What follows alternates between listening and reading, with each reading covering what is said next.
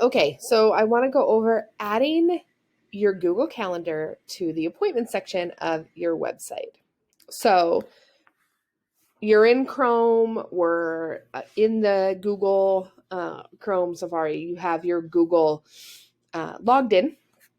And so what you're going to want to do is you're going to want to, when you do your booking events, and we have another video for this, you add an operator. And those operators are where you're going to attach your Google Calendar. So for this one, we're going to do Jen+Cass, and we're going to attach the calendar by clicking settings and then scrolling to the bottom, and we're going to sign in with Google. And then it's going to prompt you through the information. So asking you continue, that it can make changes and do all the things it needs to. And bam, it is attached. So you can view the settings now, and you will see at the bottom, it will show that your Google Calendar is attached.